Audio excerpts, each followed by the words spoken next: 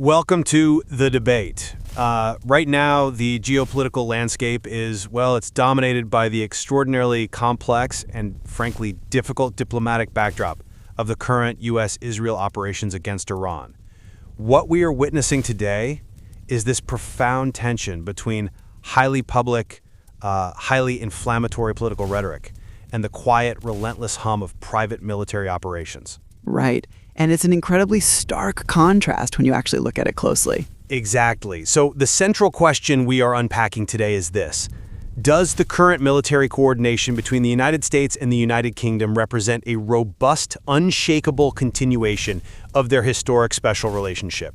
Or do recent highly publicized diplomatic spats and operational contradictions suggest that this foundational alliance is, fundamentally fracturing?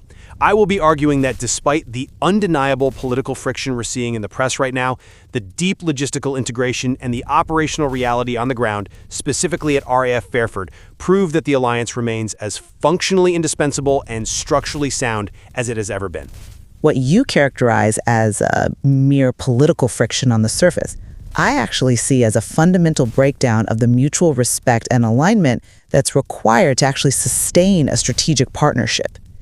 This fracture is highlighted by what I consider to be completely unenforceable operational caveats imposed by the British government, paired with outright humiliating dismissals of British military support by the U.S. president. We really have to recognize that the special relationship simply cannot survive on historical momentum alone when the political foundation is just crumbling beneath it. Well, let's begin by examining the physical and historical evidence of this military integration, because I believe that tells the true underlying story of the alliance. If you look closely at RAF Fairford in Gloucestershire, you are not just looking at a British airfield. You are looking at a deeply integrated force posture. It is effectively a little slice of America in the UK, having been used almost exclusively by the United States Air Force since the end of the Second World War. And the physical reality of that integration is staggering. Just beyond the perimeter fence, you see American vehicles, Chevy trucks, American school buses with U.S. government plates traversing the apron.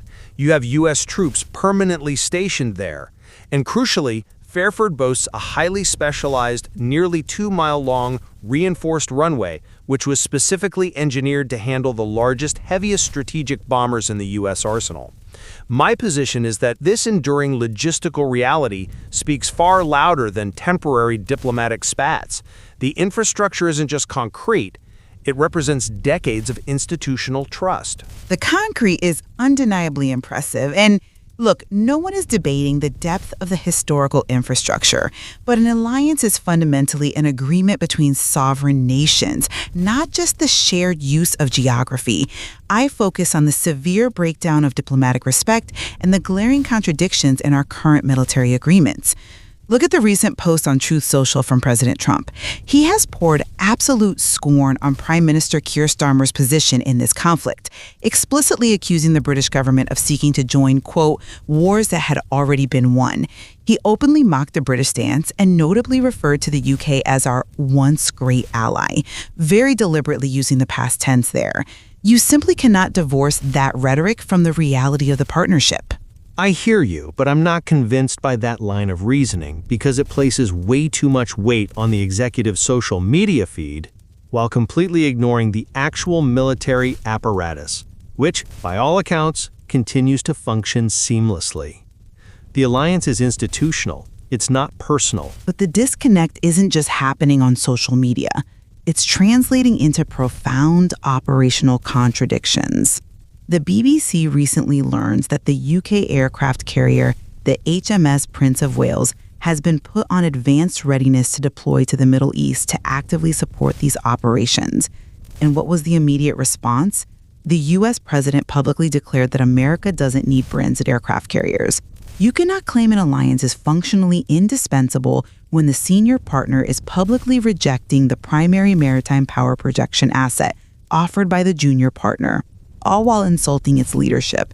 That is a glaring symptom of a fracturing coalition. I see the political optics there, but let's actually drill down into the operational specifics, because I think that's where the resilience of the relationship really shows. The rejection of the HMS Prince of Wales might sting diplomatically, sure, but strategically, the U.S. doesn't necessarily need another carrier strike group in the theater right now. What they do need is secure, reliable staging for heavy bombers, which the UK is providing without hesitation. Look at the agreement established between Prime Minister Starmer and Vice President Kamala Harris. It dictates that U.S. bombers can use the Fairford base in this Iran conflict for defensive purposes only. You might view that caveat as a weakness or a point of friction, but I argue that the very existence of an agreement allowing U.S. bombers to stage from the UK to strike Iranian missile sites defensively demonstrates profound, continued cooperation. The framework is functioning exactly as it should during a crisis, balancing domestic political pressures with crucial strategic objectives. I am sorry, but I just don't buy that. Let me tell you why. The defensive purposes only agreement is nothing more than a political illusion, one designed to placate domestic audiences while effectively surrendering sovereign oversight. Let's look at the actual assets operating out of RAF Fairford right now. We are talking about supersonic B-1 bombers. These aircraft take off heavily loaded with sophisticated munitions, hurtling toward a highly volatile theater of war at roughly 950 miles per hour. It is logically absurd to suggest that the UK government can effectively monitor the real-time, split-second operational targeting of those bombers to guarantee they are strictly adhering to defensive missions only. The architecture for that kind of granular oversight simply doesn't exist. The caveat isn't about a British air traffic controller having a real-time kill switch on an American bomber.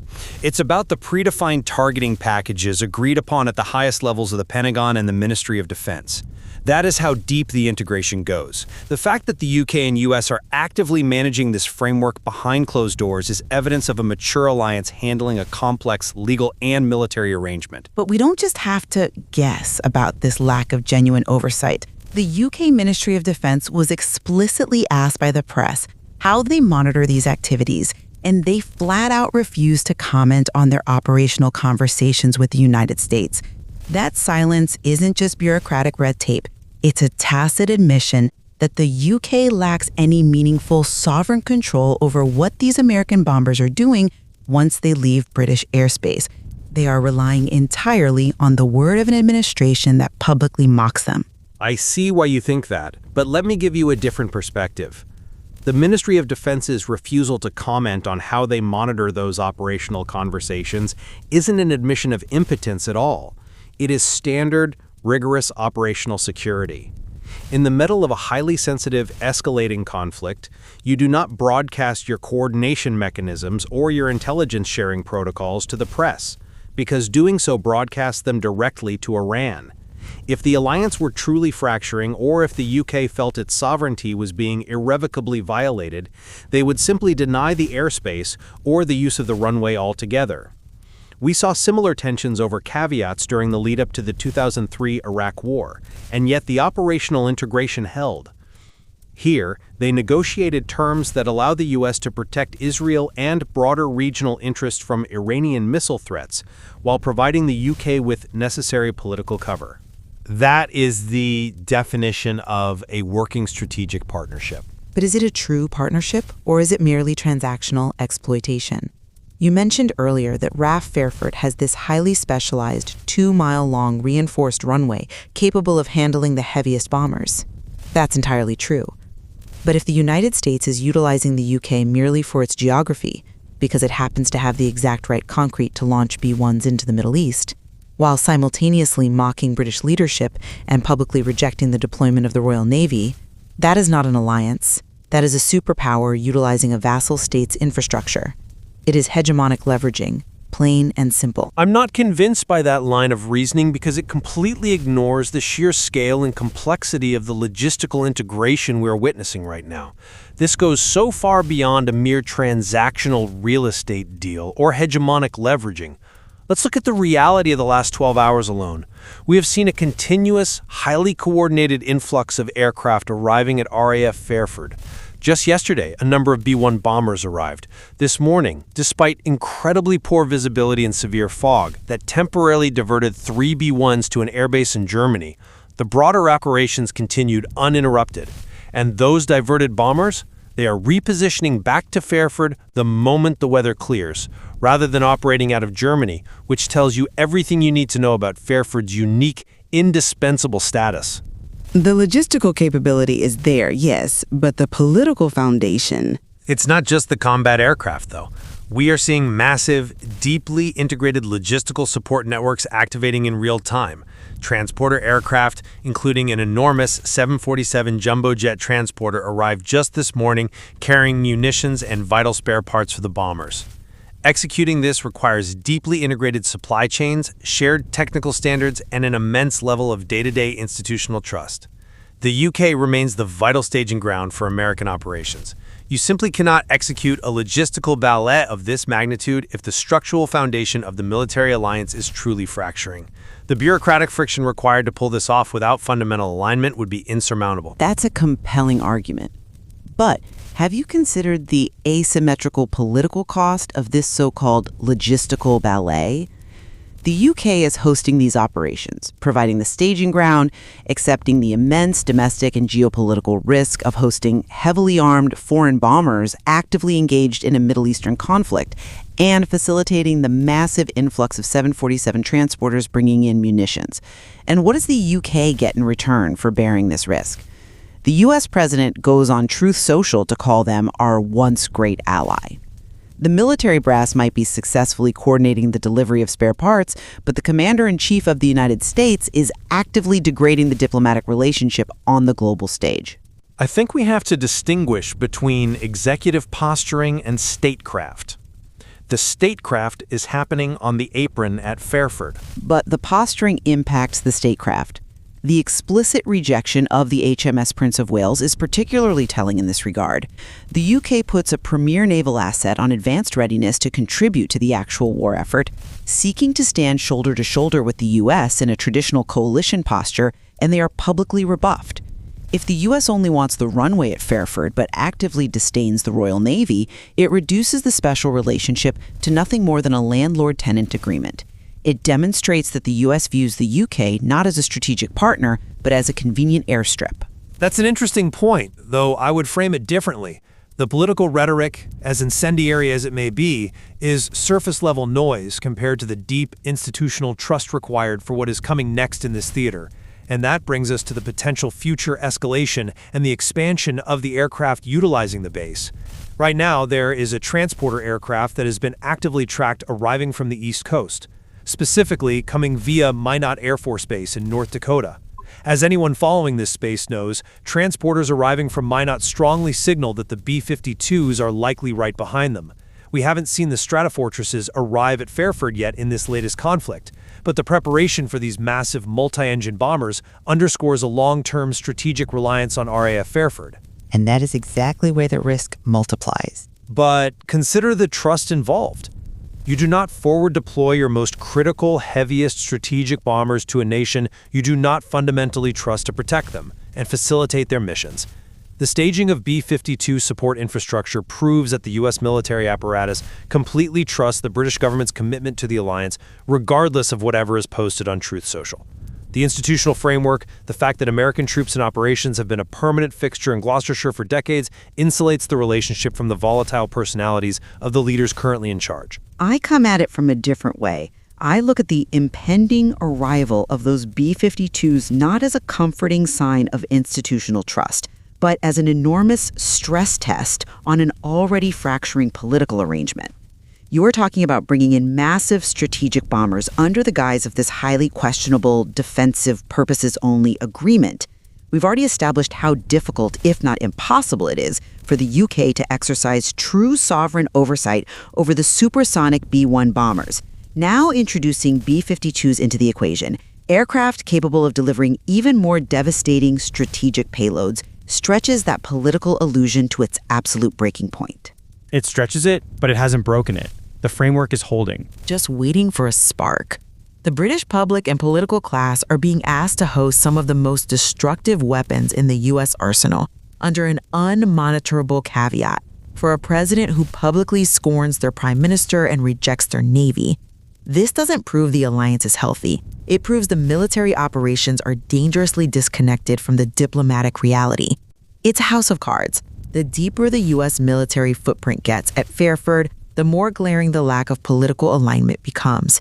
You cannot sustainably project power from a host nation when the political leaders of both nations are publicly at odds over the fundamental nature of the conflict and the alliance itself. But that disconnect you mentioned, the gap between the rhetoric and the reality, is precisely why the alliance is so robust.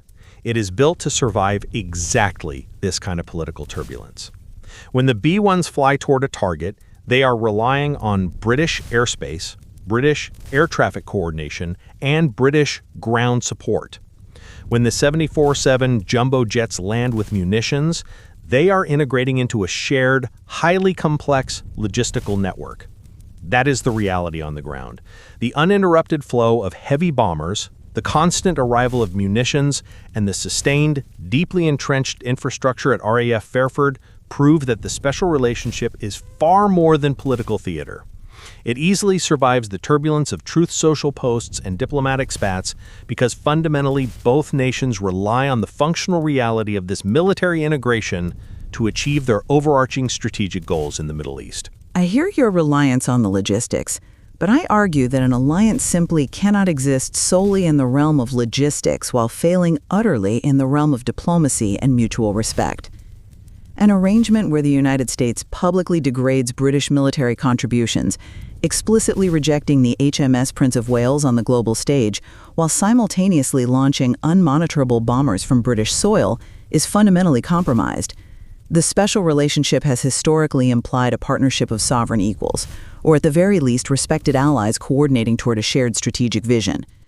When the U.S. president calls the UK our once great ally and mocks Keir Starmer for wanting to join wars that had already been won, the partnership has evaporated. What remains is merely the United States exploiting the 2-mile reinforced runway in Gloucestershire strictly because it suits their immediate transactional operational needs. While we clearly disagree on the underlying health and the future trajectory of the broader alliance, I think we have found a crucial point of convergence today. We both agree that the current situation at RAF Fairford represents a highly complex intersection of historic military infrastructure and modern political friction. The base has undeniably become a critical focal point of the U.S.-Israel operations against Iran, serving as a powerful lens through which we can examine the stress testing of this historic partnership. Absolutely.